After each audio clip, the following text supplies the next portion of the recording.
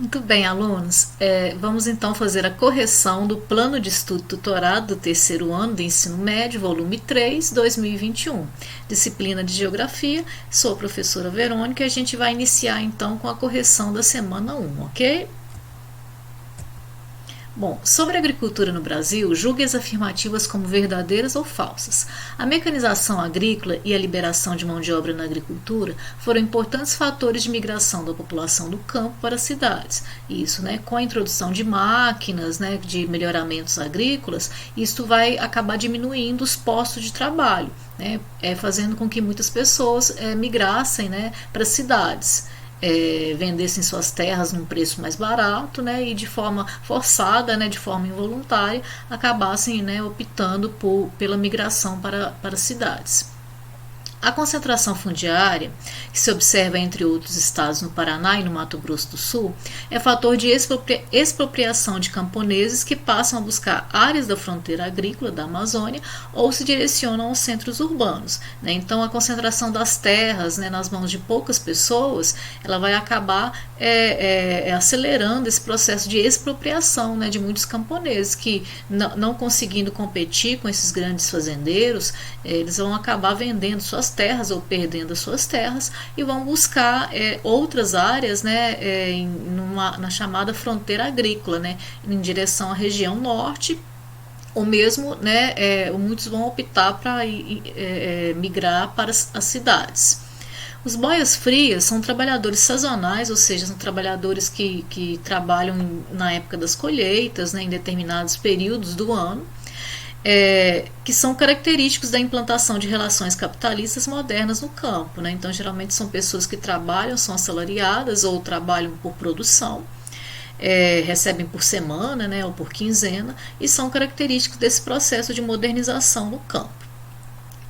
4. O avanço da pecuária extensiva na Amazônia e a ocupação das áreas de cerrado visando a cultura de grãos resultaram na redução da taxa de urbanização dos estados de Mato Grosso e de Rondônia. Na verdade, esse processo vai acabar acelerando as taxas de urbanização, porque muitas pessoas vão acabar migrando, ou mesmo também essa modernização, essa estrutura no campo, de diversificação de atividades, da economia, vai acabar também melhorando as condições urbanas. Então tem as duas questões aí para serem analisadas. Então essa é falsa, ok? A agricultura familiar ganha cada vez mais importância no mundo. O ano de 2014 foi considerado pela Organização das Nações Unidas como o Ano Internacional da Agricultura Familiar, fruto da iniciativa de movimentos sociais do campo com apoio de vários governos, inclusive do Brasil. Considerando a agricultura familiar no Brasil, é correto afirmar que a agricultura familiar é responsável pela maior parte da alimentação básica do dia a dia do brasileiro, mas como a produção brasileira de gêneros alimentícios não é suficiente, é necessário importar a maior parte dos produtos alimentícios consumidos no Brasil. Não, a gente sabe que a produção alimentícia no Brasil ela é suficiente, ela não tem que importar a maior parte de produtos alimentícios de outros países. A agricultura de base familiar tem se destacado principalmente pela exportação da maior parte dos produtos. Não, a agricultura de base familiar ela abastece o mercado interno. A maior parte das terras cultivadas no Brasil é ocupada pelas lavouras da agricultura familiar. Não, a maior parte das terras cultivadas no Brasil é ocupada pelas grandes propriedades, pelos latifúndios, porque os latifúndios ocupam a maior parte das terras em área, porque a estrutura fundiária no Brasil é bastante concentrada. Letra D. A agricultura familiar é uma forma de produção onde são os agricultores familiares que dirigem o processo produtivo, correto, a própria família, dando ênfase na diversificação e utilizando o trabalho familiar, eventualmente complementado pelo trabalho assalariado, correto. Letra E. Com a modernização da agricultura, os agricultores familiares não têm problemas com o cultivo do solo, com a produção de alimentos e com sua comercialização, competindo igualmente no mercado com os grandes produtores de grãos. Não, a gente sabe que as condições de competição são mais favoráveis para os grandes produtores, né, que têm mais incentivos e mais crédito financeiro. Número 3. Faça a correlação entre os tipos de agricultura e suas definições. Número 1, agricultura tradicional. Número 2, agricultura moderna. Número 3, agricultura sustentável. E número 4, permacultura. Então, o primeiro aí se refere à agricultura sustentável. É o tipo de agricultura voltada às produções alternativas que visam a preservação do meio ambiente, né, preocupado com as gerações futuras, gerando menos impactos ambientais. O próximo aí se refere à permacultura, né, que a permacultura já é um tipo de agricultura permanente, né, a própria palavra significa isso, cultura permanente, que se baseia em uma ciência holística, né, sistêmica, com o objetivo de manter o homem na Terra, né, observa tudo como se fosse tudo vários ecossistemas, né, que tem relação entre si, que se interligam, né, e que pode ser voltado também não só para a agricultura, mas para outras questões, para as habitações também, né, não só analisando em termos de agricultura, né, então é um sistema bem mais social também, né, não fica apenas na questão de uma abordagem só da agricultura. E o próximo é o número 1, que é a agricultura tradicional, tipo de agricultura cuja produção é desenvolvida por famílias, né, que é familiar, que visam o seu próprio sustento, né, agricultura de subsistência tradicional, assim, com poucas técnicas, né, com a mão de obra familiar. E número 2, né, a agricultura moderna, é o tipo de agricultura que cultiva um único produto, geralmente, né, que é chamado de monocultura, e essa produção geralmente ela se desenvolve em grandes extensões de terra, né, em grandes propriedades, geralmente com o uso, né, de máquinas. Número 4, né, aqui a gente tem um texto, né, segundo o Ministério do Desenvolvimento Agrário, esse tipo de agricultura produz hoje 40% da riqueza gerada no campo no Brasil, correspondente a aproximadamente 57 bilhões. São cerca de 4 milhões de agricultores, né, 84% dos estabelecimentos rurais brasileiros, que vivem em pequenas propriedades e produzem a maior parte da comida que chega à mesa dos brasileiros. Né, então está falando da agricultura familiar.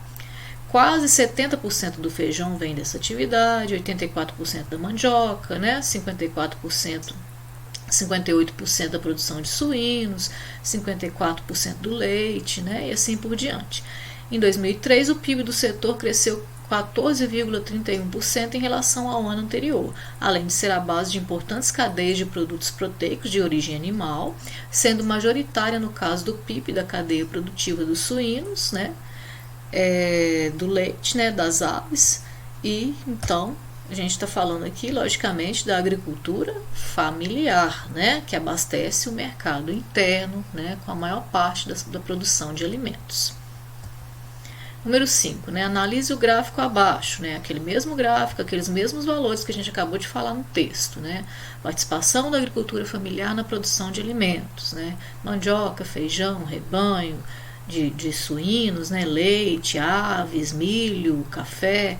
Então a gente tem números, né, consideráveis, né, principalmente dos principais alimentos, né, consumidos pelo brasileiro, que são fornecidos pela agricultura familiar. Sobre a agricultura familiar brasileira, julga as afirmativas como verdadeiras ou falsas, né? Então, a primeira alternativa, as unidades de agricultura familiar participam das cadeias agroindustriais, contribuindo para o processo produtivo nacional, né? Então, correto. Apesar de produzir em áreas menores, a agricultura familiar é responsável pelo fornecimento de boa parte dos alimentos que estão na mesa dos brasileiros, correto. Os cultivos mais significativos da agricultura familiar são também os que se destacam nas exportações primárias do Brasil, não, né? Os cultivos mais significativos são aqueles que abastecem a mesa do brasileiro, né? Os alimentos mais consumidos pelos brasileiros. As exportações brasileiras geralmente se exporta mais soja, né? Suco de laranja, né? Milho. A produção de soja, que exige lavouras altamente mecanizadas, não se destaca na produtividade na agricultura familiar, né, que a gente acabou de falar. A soja é do agronegócio. Não se destaca, então é correto. A agricultura familiar apresenta, em relação aos dois produtos mais cultivados no país, um quadro característico de consumo cultural, correto, né? Então, a agricultura familiar é muito importante, né, na produção de alimentos, né, do mercado interno, ok? Então, daqui a pouco a gente continua com a semana 2. Bem, continuamos então com a correção da semana 2, ok? Sobre a estrutura fundiária e as relações de trabalho no campo brasileiro, assinale a alternativa correta, né? Então, a letra A é a alternativa correta. A estrutura fundiária apresenta acentuada concentração das propriedades decorrentes das formas de apropriação das terras desde o período colonial, né? Então, desde o período colonial, com o sistema de sesmarias, né, das capitanias hereditárias, esse processo de distribuição de terras vai ser desigual, ok? Letra B, vamos analisar as outras alternativas, né? A partir de 1850, com a Lei de Terras, todos os trabalhadores rurais passaram a ter acesso à terra? Não, né? Com a Lei de Terras, esse processo de acesso à terra vai ser bem dificultado, vai favorecer principalmente as pessoas mais ricas. A modernização do campo proporcionou a extinção dos contratos de parceria em todas as regiões brasileiras?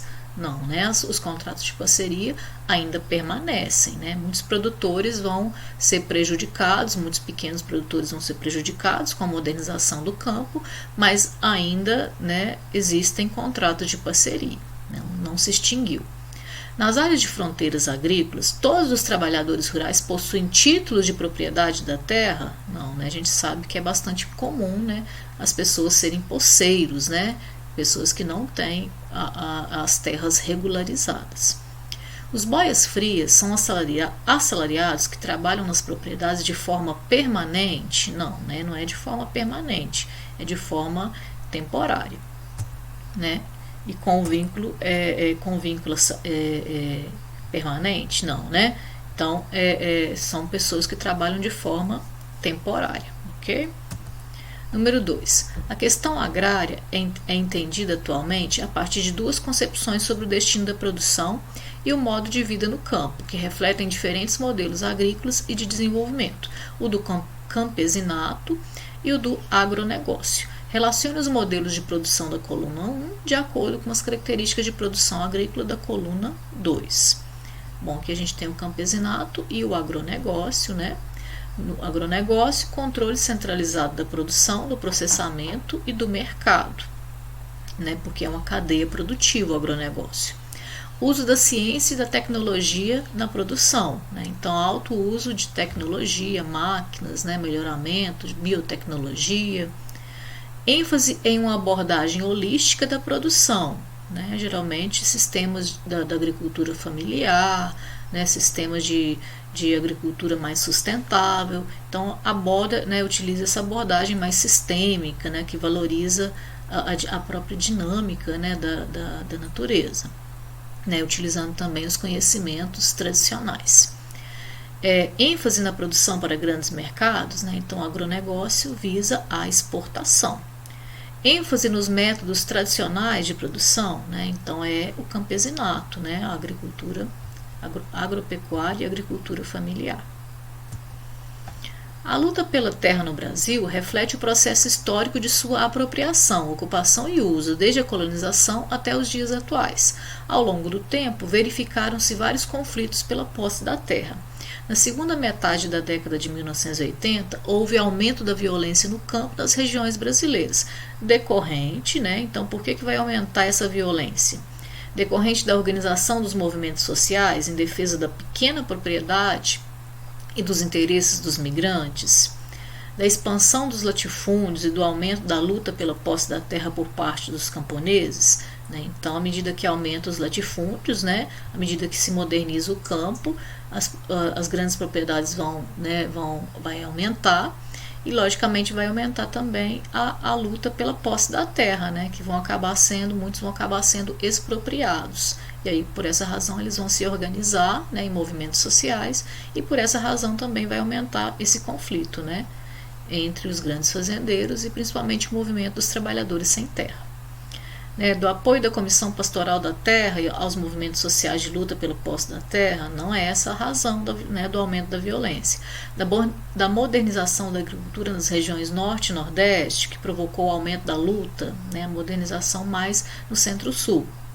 Da elaboração de legislações federais contrárias às ocupações de terras pelos movimentos sociais, né, não é exatamente isso que vai desencadear, né, a violência, né? A alternativa correta é a letra B. Número 4. O MST é uma coletividade de párias, certamente a única organizada, a mais consciente em relação à sua identidade e a seu sentido, e por isso a mais competente. É uma coletividade de condenados que se fez sujeito da história para revogar a sua condenação. Essa contradição mostra que os párias deixam de ser párias quando se organizam, pois organizar-se é, antes de mais nada, inocular-se à substância social e ocupar um espaço social. Então, né, um texto aí falando sobre o MST, né, o texto acima apresenta reflexões sobre a origem e a identidade dos movimentos sociais organizados. Um componente da nossa sociedade que explica o surgimento desses movimentos é uma característica de sua organização, respectivamente, estão indicados em, e uma característica, né? Luta pela inclusão social, centralização sindical, né? Não tem a ver com questão de sindicato aí, né? Concentração da riqueza nacional, unidade partidária, também não, né? Contestação do sistema representativo, coerência ideológica, né? Então a alternativa que mais tem a ver é a expropriação dos meios de produção, né? Porque eles lutam pela posse das terras, né? Lutam porque foram expropriados, né, no passado das suas terras, e o ativismo político também, ok? A alternativa C.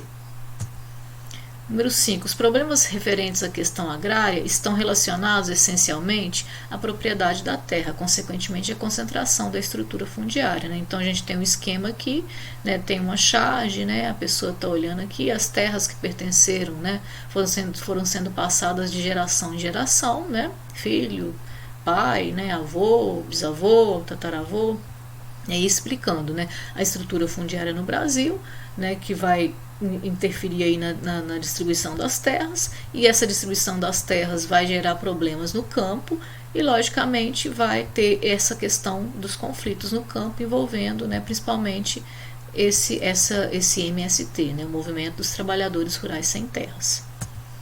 Então a gente vai explicar, né, está pedindo para explicar a ilustração, né, dentro do espaço rural brasileiro. Então, né, o espaço agrário brasileiro apresenta desde os primórdios do processo colonizador uma desigual distribuição das terras, né, e por essa razão, ainda na atualidade, podemos observar uma estrutura fundiária extremamente concentradora, né, das terras nas mãos de poucos proprietários, né. As terras, a maior parte das terras em área, em tamanho, está concentradas nas mãos de poucas pessoas, que são geralmente pessoas da elite, cujas famílias foram beneficiadas por gerações. O sistema de distribuição de terras baseado nas sesmarias, né, a organização do governo das capitanias hereditárias e a lei de terras de 1850, né, contribuíram, né, para esse cenário do campo brasileiro.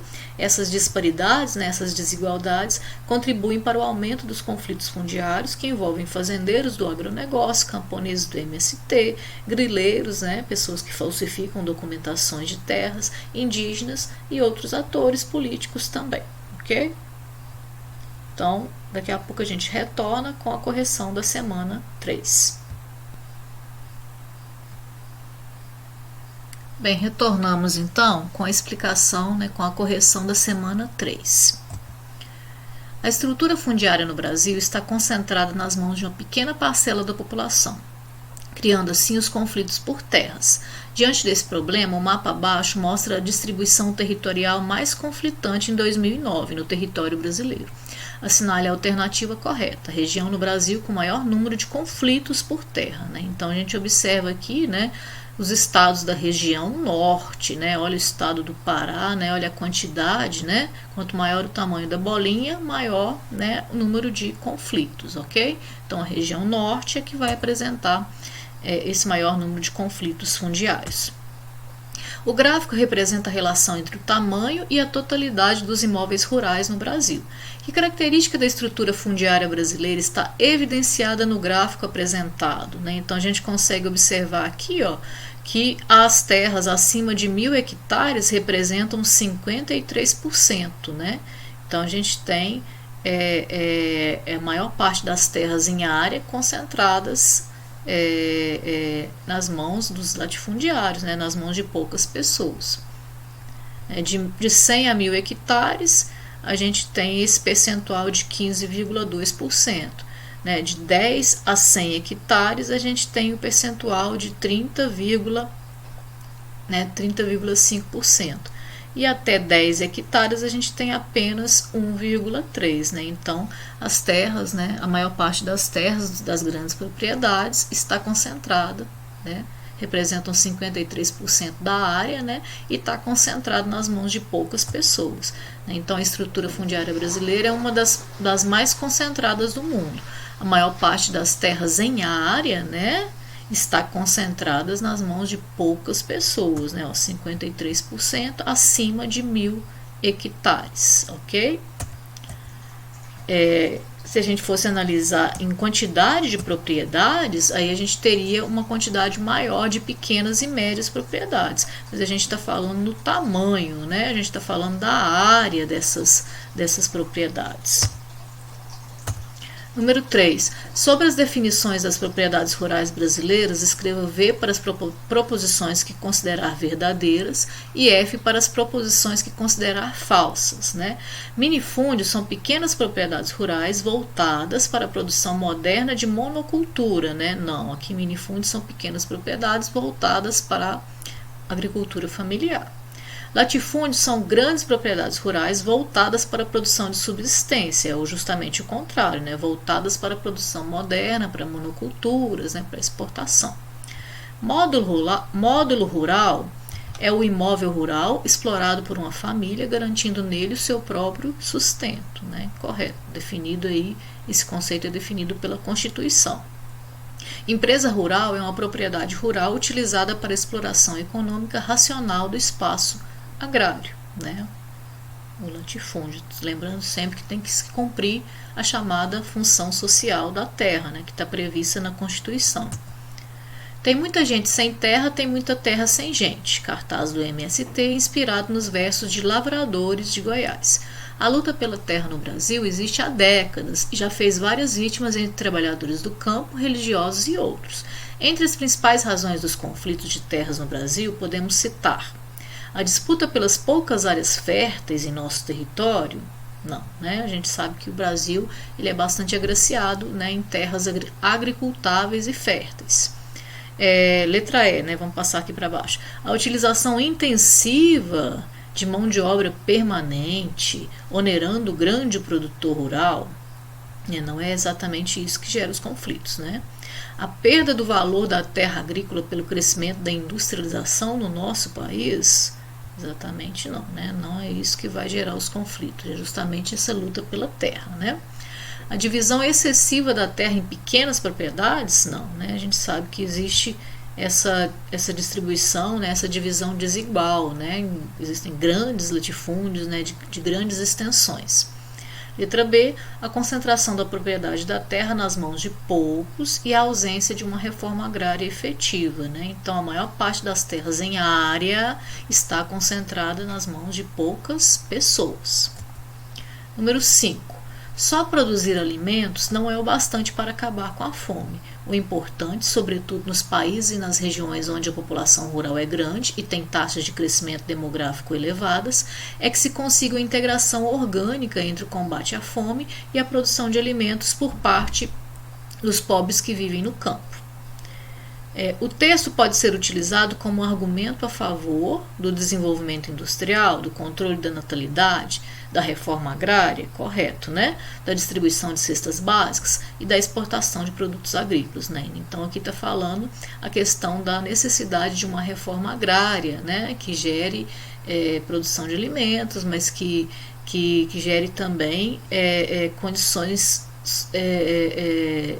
condições de sobrevivência, né, condições dignas, né, uma produção sustentável também, né. Então aqui está falando, né, está se relacionando com a necessidade de uma justa distribuição das terras, né, e que seja uma reforma agrária também, né, que não seja apenas produzir os alimentos, né, mas dar também uma vida digna, né, para essas pessoas nessas terras, ok? Então retornamos daqui a pouco, ok?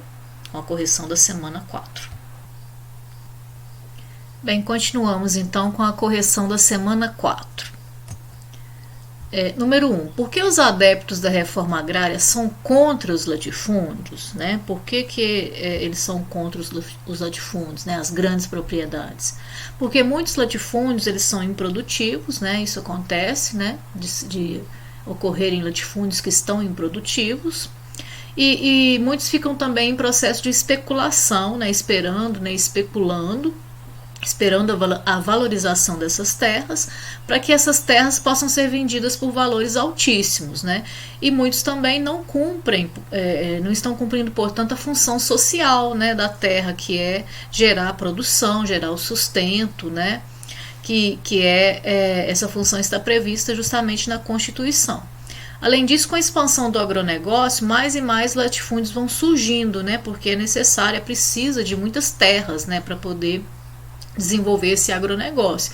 E aí, logicamente, vai aumentar ainda mais a concentração fundiária, né? As terras nas mãos de poucas pessoas, considerando a área. E aí, logicamente, aumenta os conflitos agrários e também a degradação, né, do bioma amazônico, né, do cerrado, né, e de outros. Marque VOF, né? Uma das fontes da concentração de terras no Brasil, nas mãos de poucos, está na Lei de Terras de 1850. Sim, né, porque essa Lei de Terras favorecia as elites, né, e dizia que as pessoas só poderiam ter terras se a pessoa pudesse pagar, né, pela regularização, né, dessas terras através das escrituras. A expansão do agronegócio no meio rural brasileiro tem aumentado a produção e provocado o êxodo rural, né, porque aumenta a produção com a mecanização, né, com as máquinas, mas ao mesmo tempo diminui, né, os postos de trabalho e logicamente aumenta, né, essa migração das pessoas saindo do campo para as cidades. O agrobusiness tem levado o conflito para o campo brasileiro, principalmente com o movimento dos sem terras, né, porque essa expansão do agronegócio vai gerar a pressão por mais e mais terras, e aí logicamente essas terras acabam sendo alvo, né, do movimento dos sem terras, principalmente aquelas terras que estão improdutivas. A questão agrária brasileira está praticamente resolvida com a distribuição das terras através da reforma agrária. Não é apenas distribuir as terras, né, mas também gerar condições para que essas pessoas possam permanecer nos assentamentos de forma digna. Então aqui é falso, não é só distribuir as terras. Um dos graves problemas do meio rural é o uso intensivo de produtos químicos e de sementes geneticamente modificadas, né? Então, principalmente no agronegócio, né, essa afirmação é verdadeira.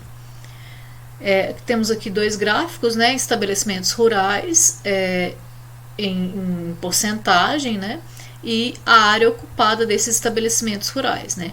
Tamanho das propriedades, né, menos de 10 hectares, de 10 a menos de 100 hectares, de 100 a menos de 1.000 hectares, e de 1.000 hectares e mais, né? Então, a área ocupada aí por essas terras, né, principalmente por essas terras de 1.000 hectares e mais, é uma área representada de 43,8%, né? É 1,6% apenas dos estabelecimentos em quantidade, mas vai ocupar 43,8% da área, né?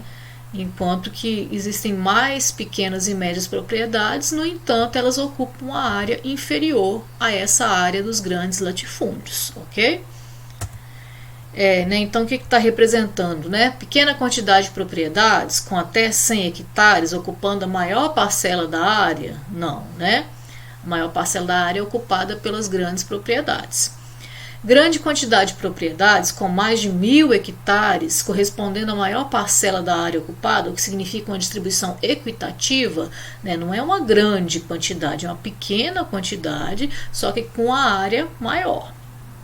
Letra C. Grande quantidade de propriedades com até 100 hectares, correspondendo às menores parcelas da área ocupada, o que significa uma distribuição desigual da terra, né? Então você tem uma maior quantidade de pequenas e médias propriedades, né? No caso aqui está enfatizando a questão com até 100 hectares, mas elas ocupam as menores parcelas, né, de área.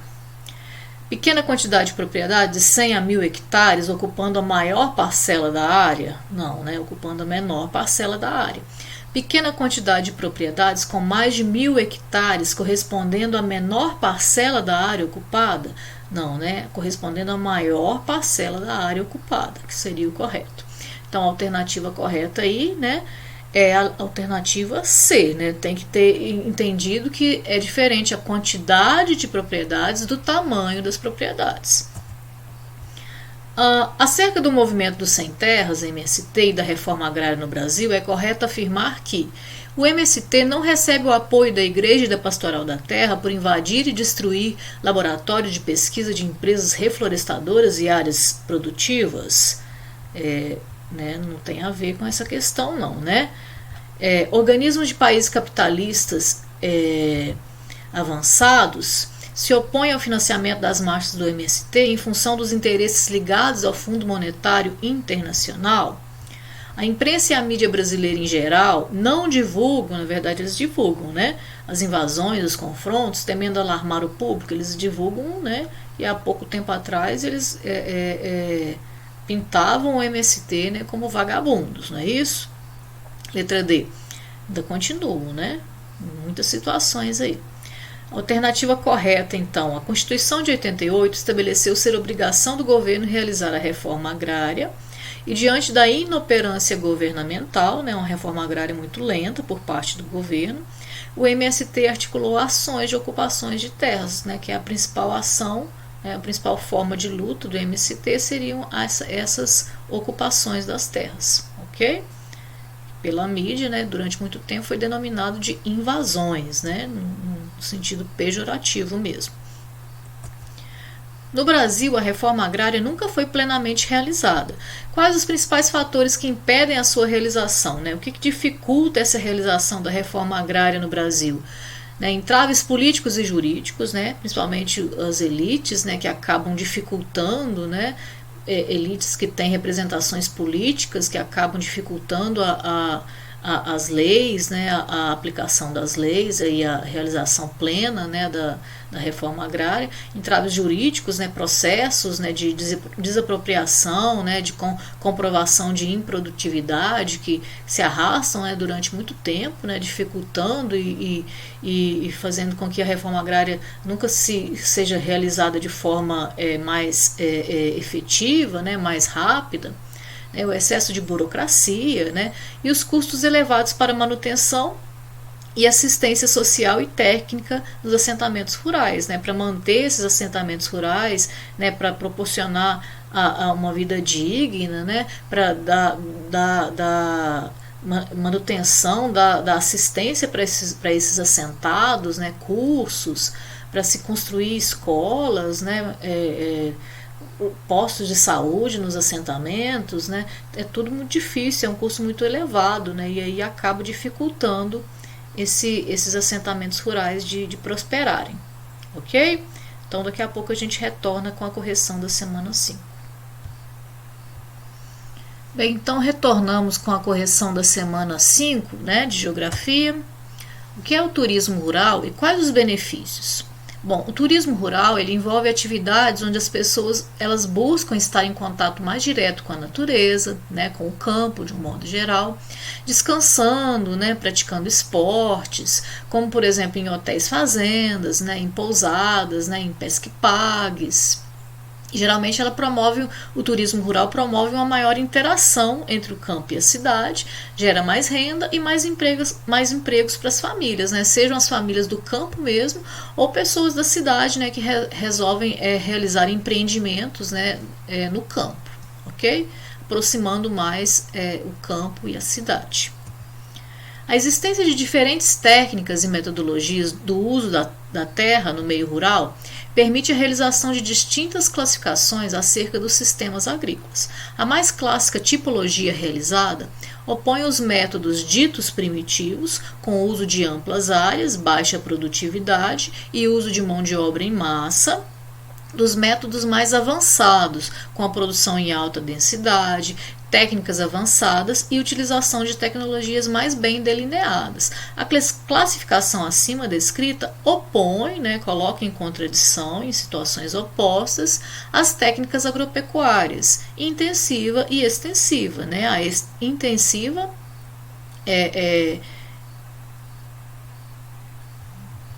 onde se utiliza técnicas mais avançadas, e a extensiva, onde se utiliza técnicas menos avançadas, com mais terra, com menos produtividade.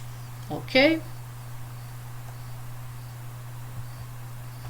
Sobre os sistemas agrários, escreva V para as afirmativas verdadeiras e F para as afirmativas falsas.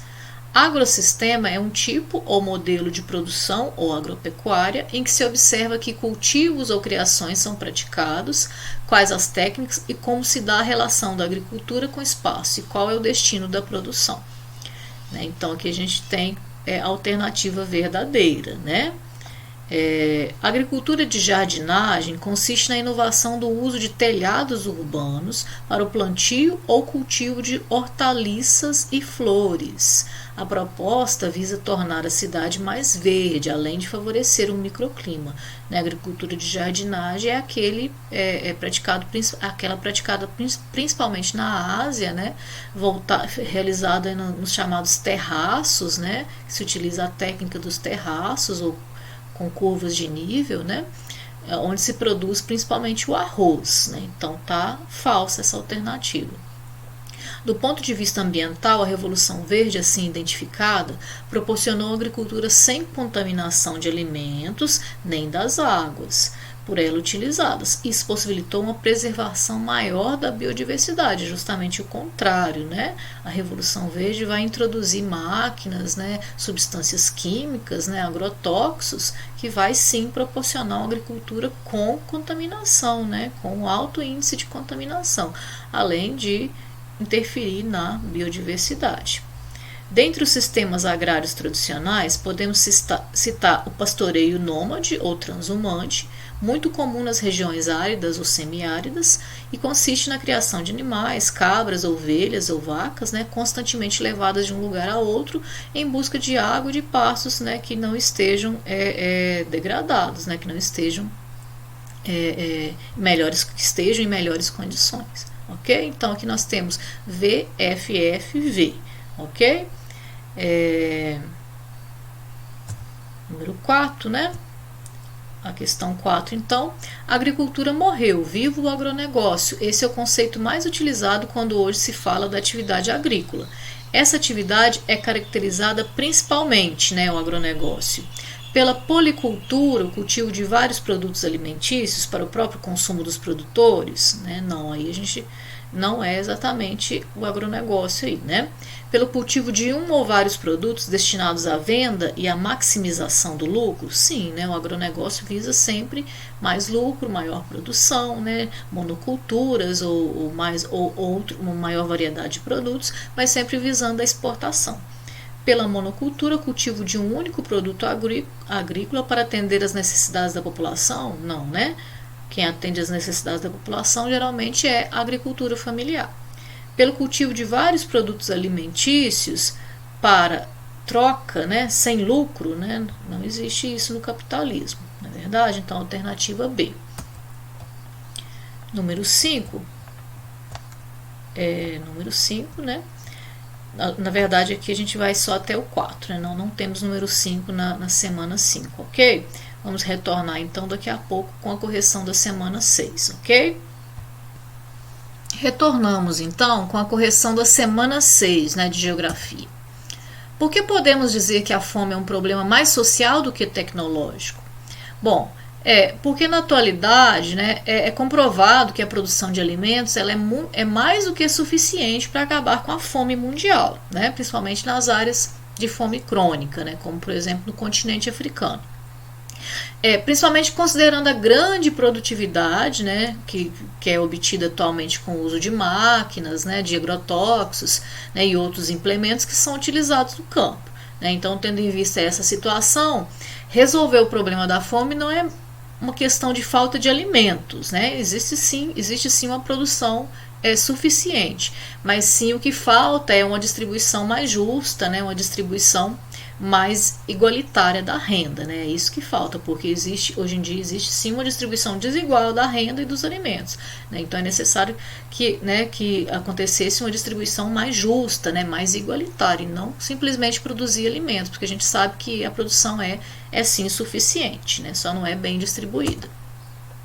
A Revolução Verde, implementada em países latino-americanos e asiáticos nos anos 1960 e 1970, tinha como objetivo suprimir a fome e reduzir a pobreza de amplas parcelas da população.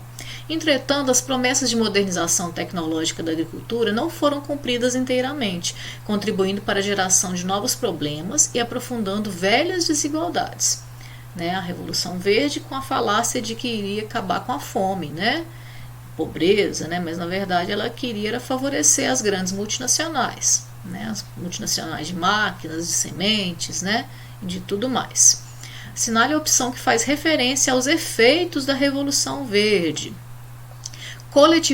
Coletivização das terras, implemento da agroecologia, expansão do crédito para os agricultores, coletivização, terras coletivas no sistema socialista, não é o caso.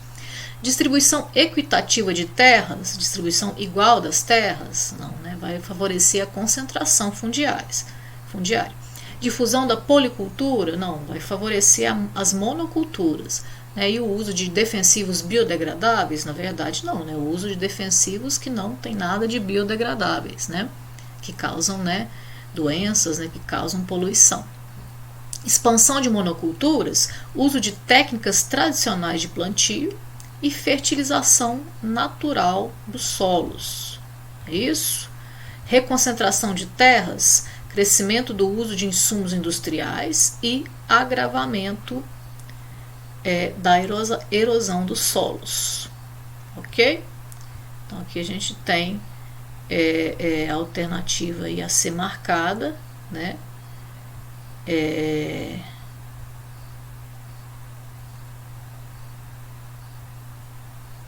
Bem, aqui na verdade essa alternativa estava errada, então houve um erro aqui. Na verdade, expansão de monoculturas, o uso de técnicas tradicionais não, usa-se técnicas mais modernas e fertilização natural dos solos. Então essa alternativa não está correta, ok? Havia um erro aqui, eu corrigi aqui, ó. Na verdade, o correto é a alternativa D, tá bom? Reconcentração de terras, as terras passam a ser mais concentradas, chamada concentração fundiária.